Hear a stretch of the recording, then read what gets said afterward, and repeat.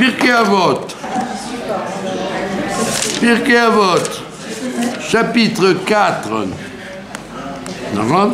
Mishnah 21. Kaf Aleph.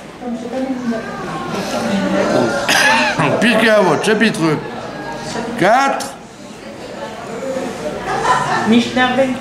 Mishnah Kaf Aleph, 21. Voilà. Rabbi Elazar Akapar Omer. 224. Rabbi Elazar Akapar, c'était un Tana, bien évidemment. Il dit la chose suivante. Akina, la jalousie, et la Ta'ava, et le désir, et la Kavod, et la recherche des honneurs, Motziyin et Adam min haolam, elles font sortir l'homme du monde. D'accord? Alors, la kina, ça veut dire le fait de dire quelqu'un il a quelque chose, ben je veux aussi l'avoir. Jalouser un bien d'un autre. Alors il y a la kina évidemment matérielle, la kina spirituelle. D'accord? La kina physique ou la kina morale. Ve'atava, ça c'est le désir. Désirer quelque chose. Et le dernier c'est le kavod. Alors, le Maharal de Prague, il dit la chose suivante. Il dit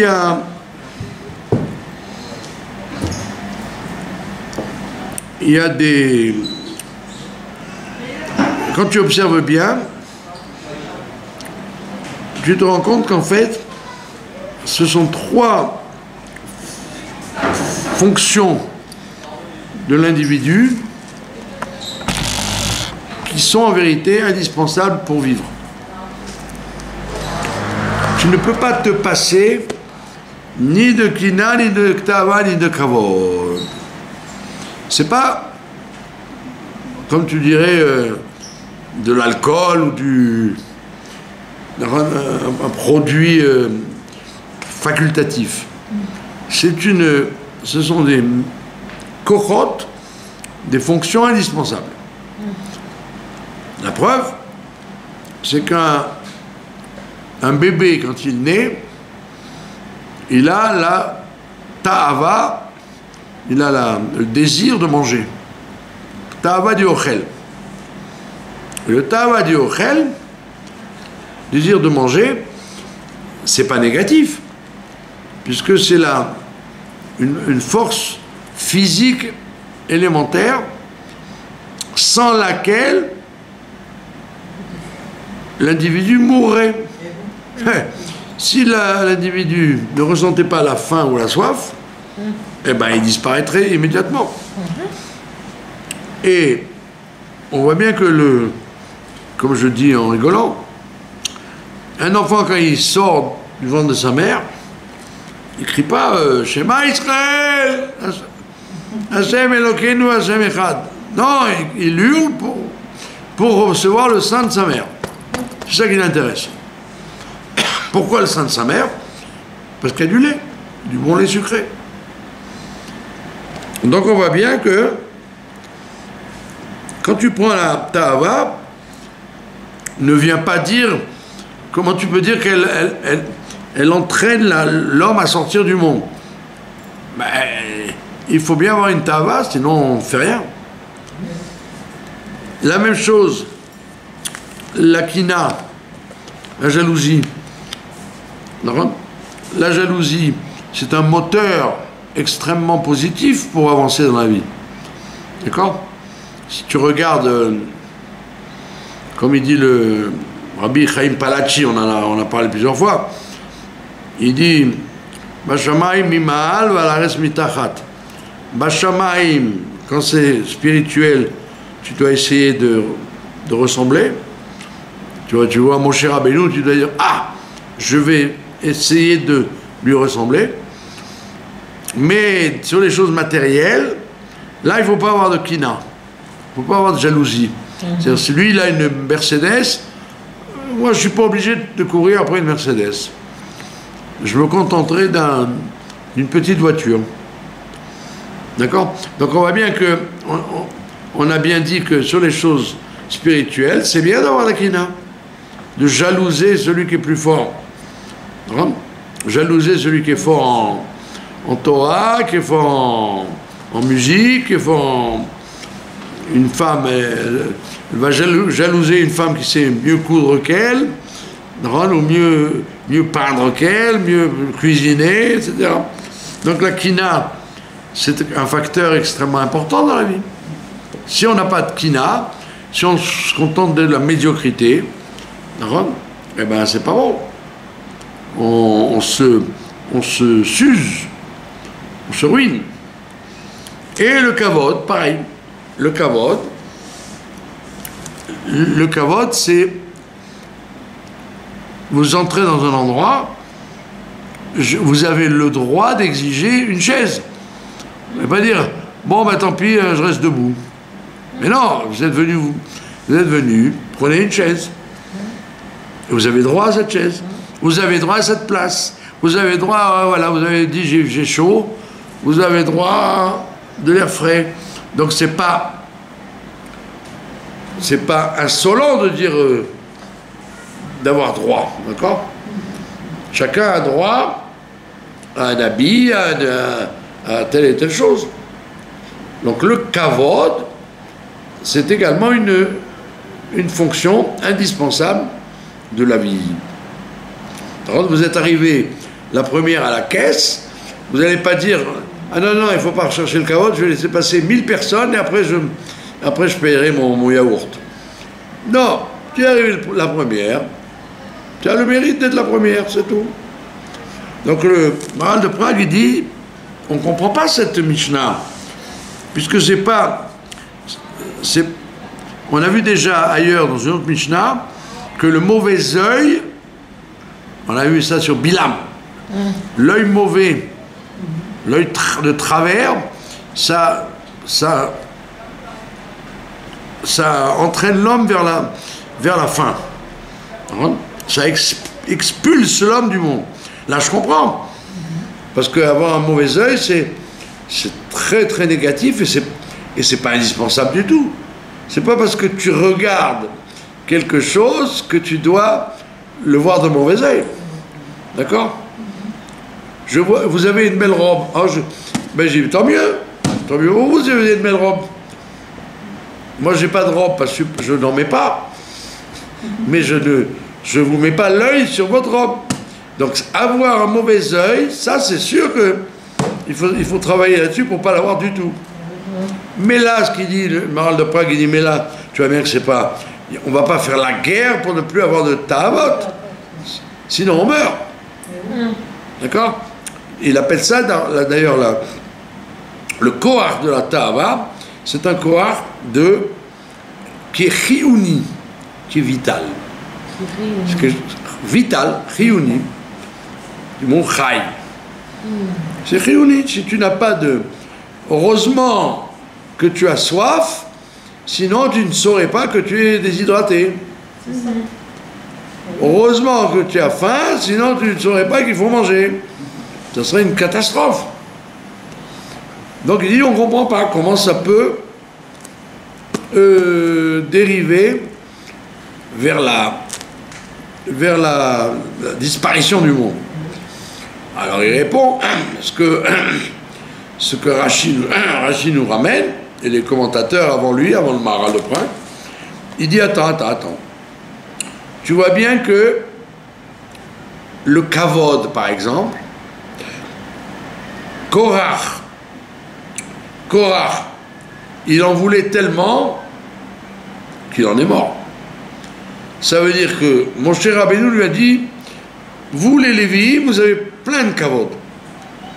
On vous donne plein de kavod. Vous êtes, on voit dans les parachutes en ce moment, en plus des parachutes de la Torah, que le Lévi il a droit à des cadeaux, il a droit il a droit à plein de choses.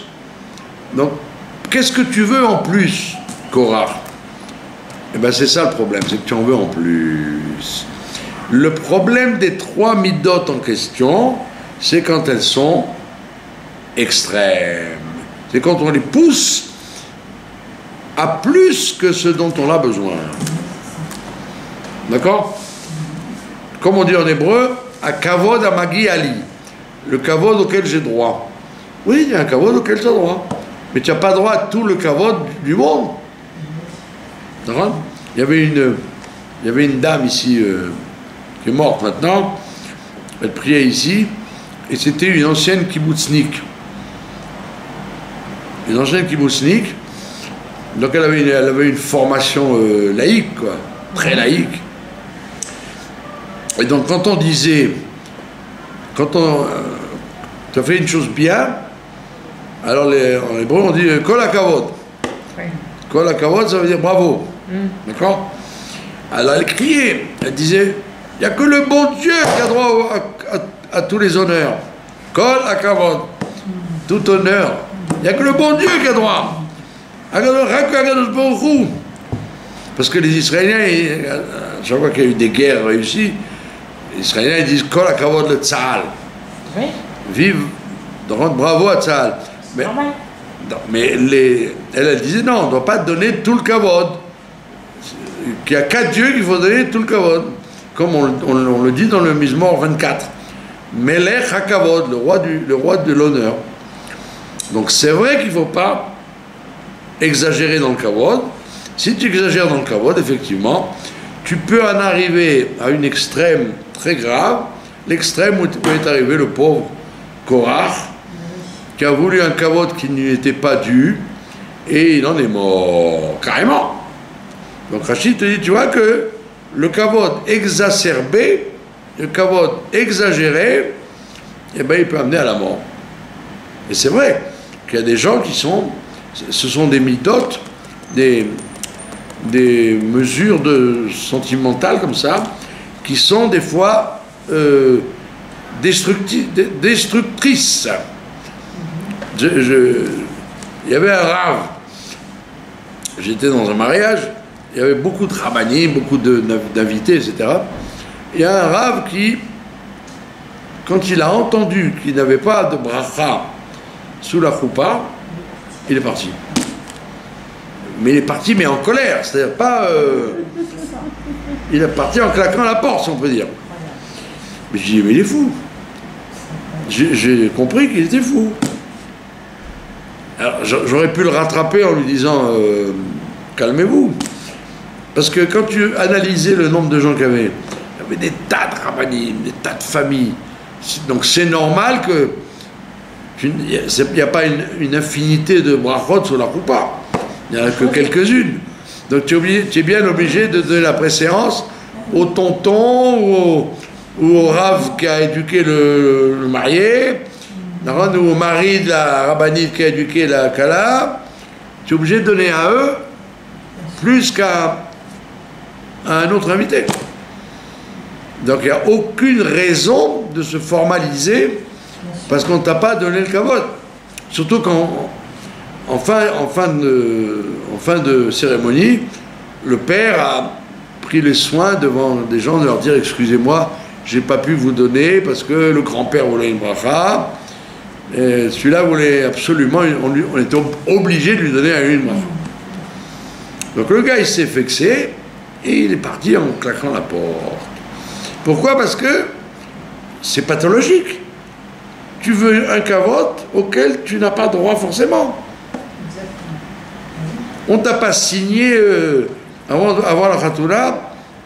Tu sais quoi, quand ils se marieront, tu es obligé d'avoir une bracha sur la choupa. Et comme je dis toujours, et je le dis souvent à des gens qui attendent qu'on leur donne les brachot, je dis, moi quand je viens dans un mariage, c'est pour honorer le marié et la mariée, ou la famille. Je ne viens pas pour qu'on m'honore à moi, c'est pas moi c'est pas moi le clou du spectacle. Moi, je suis là pour honorer, pour faire plaisir. C'est absurde de dire je viens pour qu'on honore. C'est tordu. D'accord. C'est comme si tu vas dans une prison et on t'honore d'une place. Tu dis je veux pas rentrer dans la prison, laissez-moi tranquille. Qu'est-ce que tu me dis? Tu dis je veux une bonne place à la prison. Ne rentre pas dans la prison.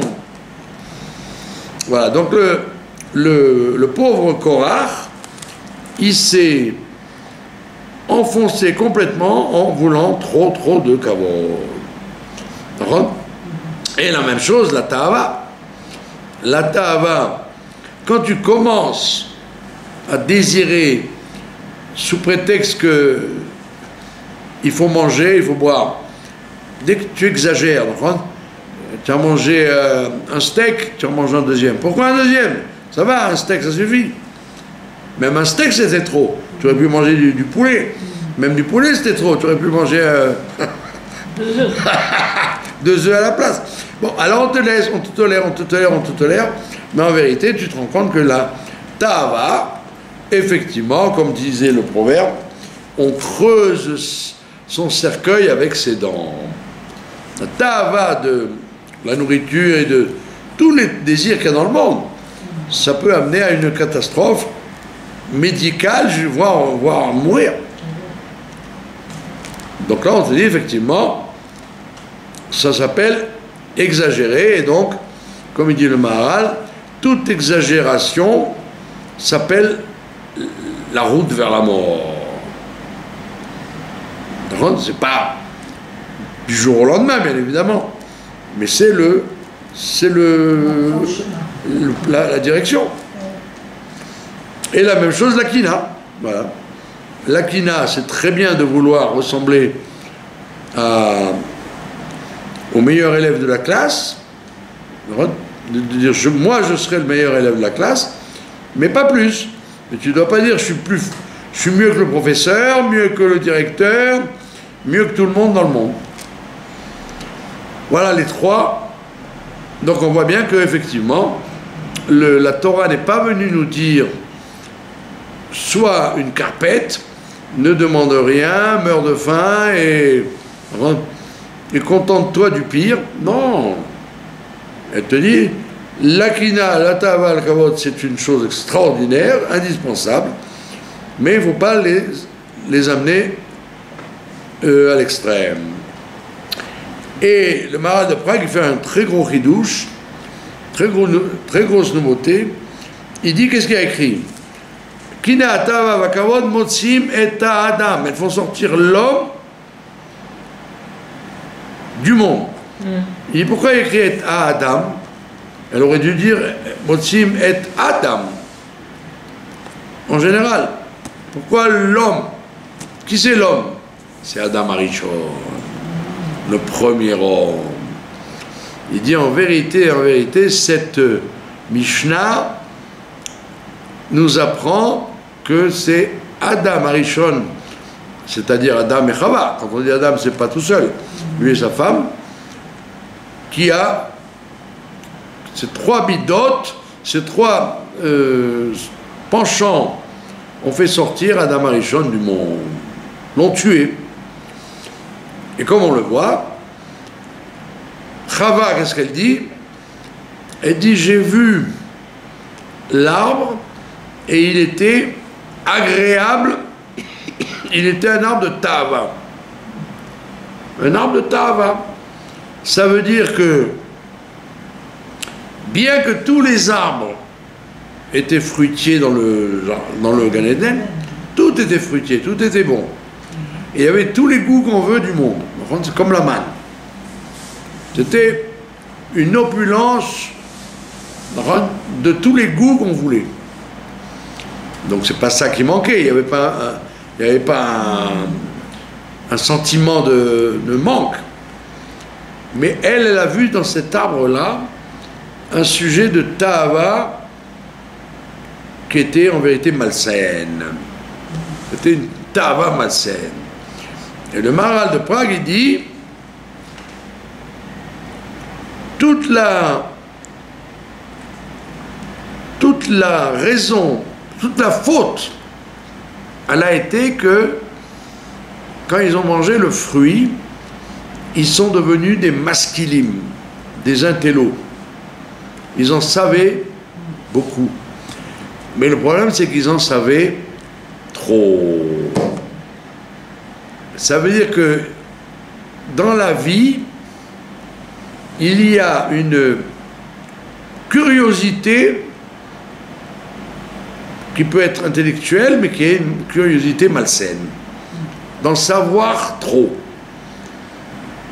Sache que tu as un besoin d'apprendre, oui, apprends.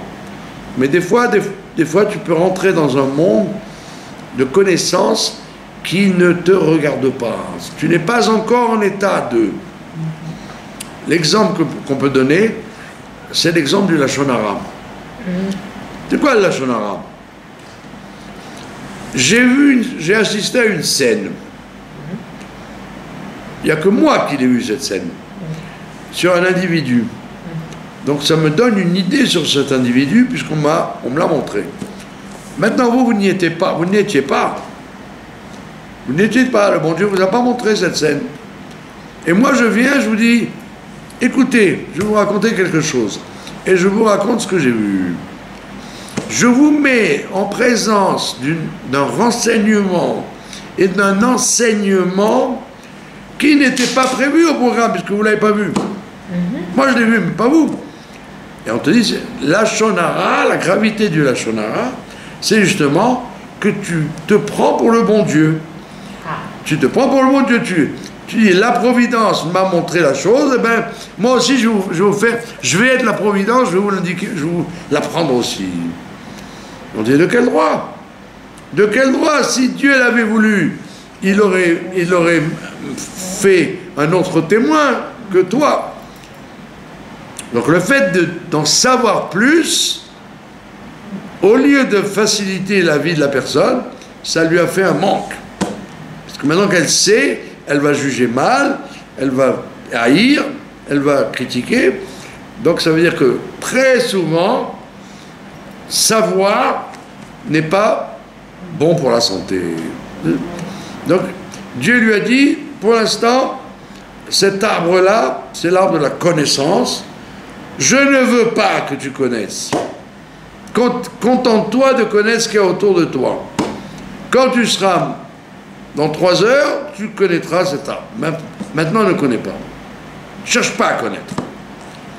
Et Adam et Chava, ils ont dit, attends, oh, comment ça? Mais c'est un arbre de masquille qui rend intelligent. On veut être plus intelligent.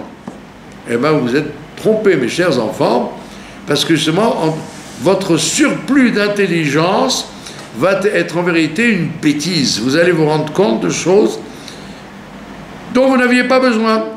Vous étiez simple, intègre. Ils étaient tout nus, mais ils ne se rendaient même pas compte, comme des bébés. Les bébés, ils sont tout nus. Si le bébé il se pointe dans la synagogue,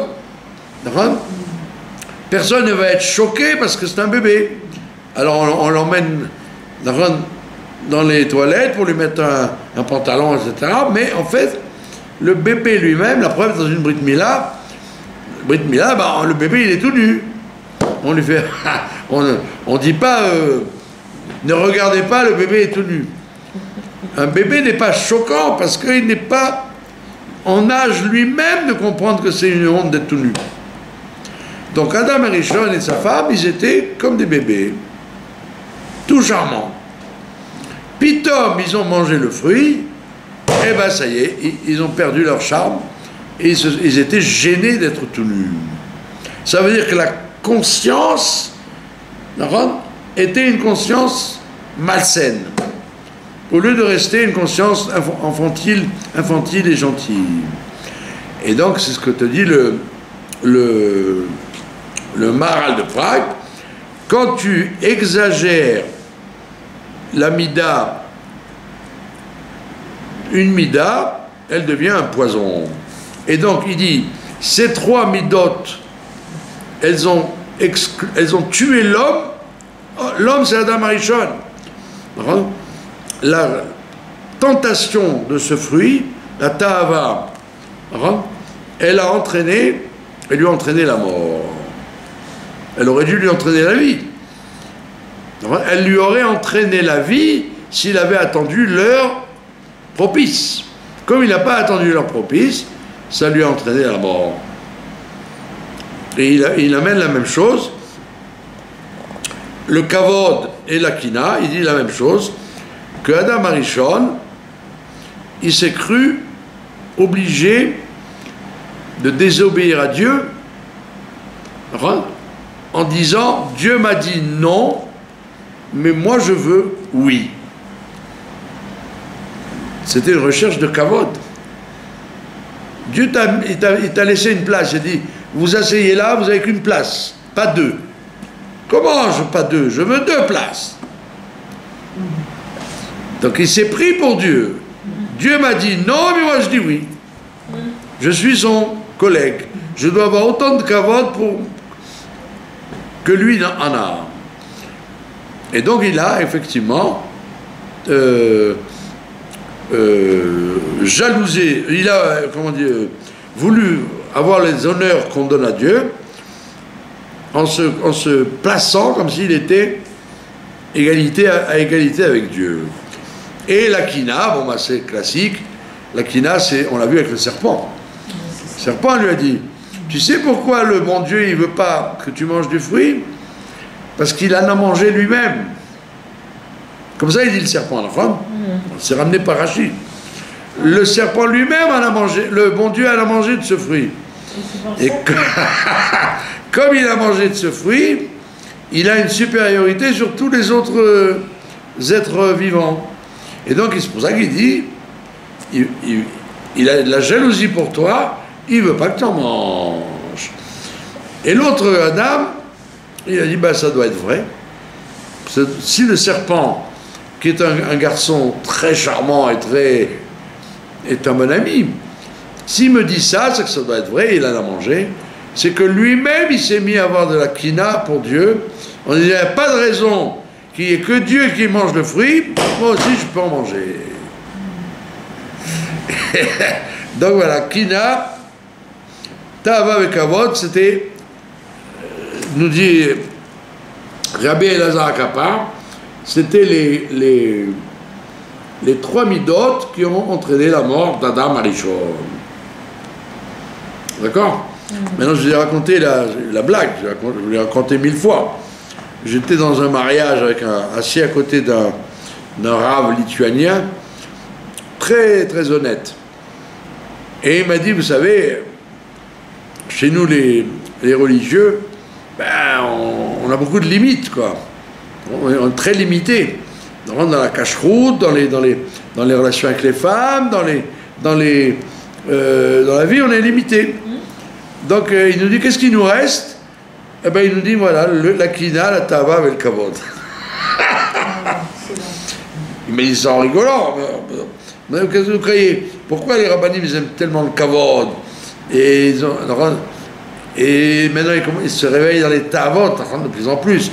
La cache-route, les trucs. On veut telle viande et tel produit. Et la kina, parce que justement, ce sont des midotes qui sont très très dures à limiter. Et quand on te limite dans plein de choses d'autres, ben, tu te rattrapes là-dessus. Il a dit ça en blaguant. Mais en réalité, c'est vrai. D'accord? Bon, maintenant, il faut prier, évidemment. Comme j'ai dit au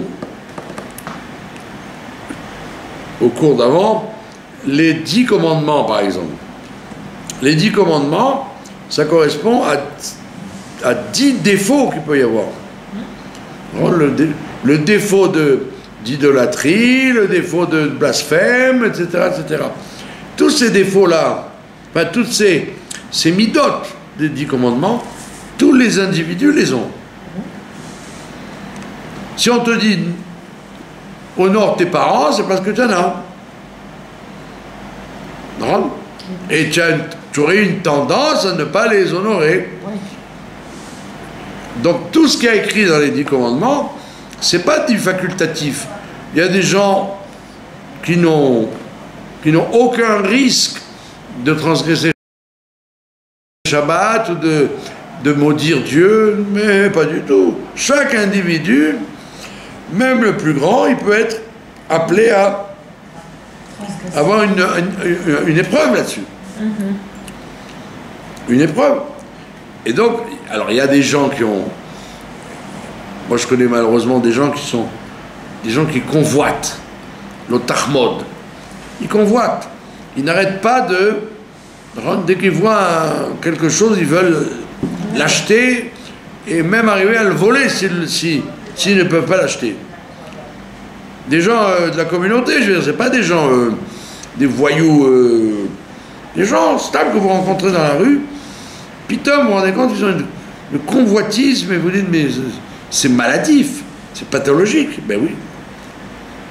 Et donc il faut prier sans arrêt pour être comment dire, immunisé contre contre les tentations très fortes que notre Yetzirah peut réveiller. Il ne faut pas dire, moi, ça ne m'arrivera jamais de convoiter la maison de l'autre ou le bien de l'autre.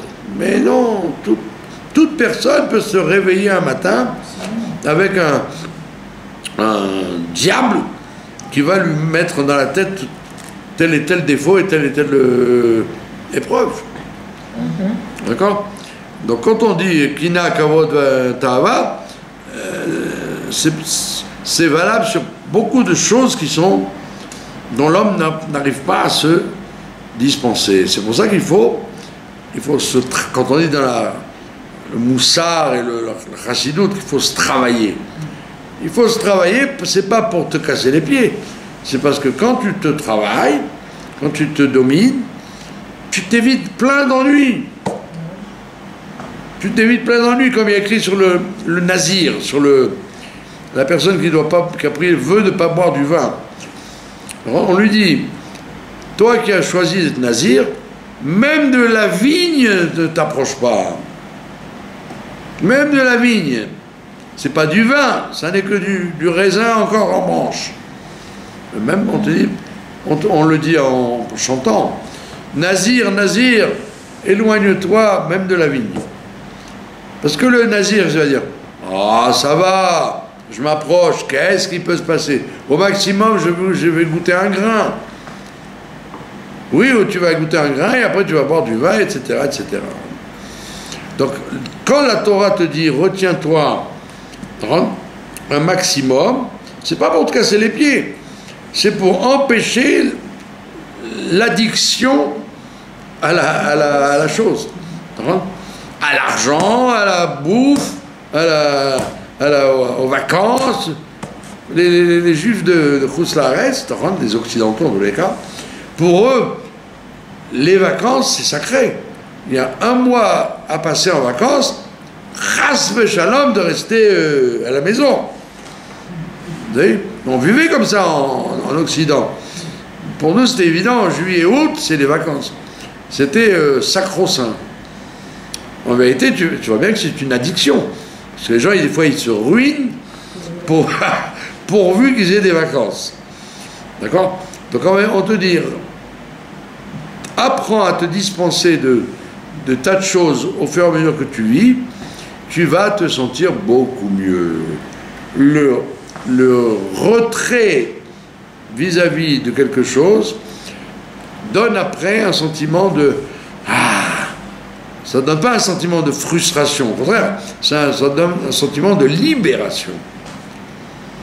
Mais alors si tu vois que tu ne peux pas, tu as trop envie d'un gâteau, tu as trop envie de quelque chose, on te dit vas-y, laisse-toi aller une fois de temps en temps, ça va. Sinon là oui, il y a une frustration. Mais dans la règle générale des choses, les gens ont besoin de se limiter, c'est ça qui leur donne leur équilibre et leur joie.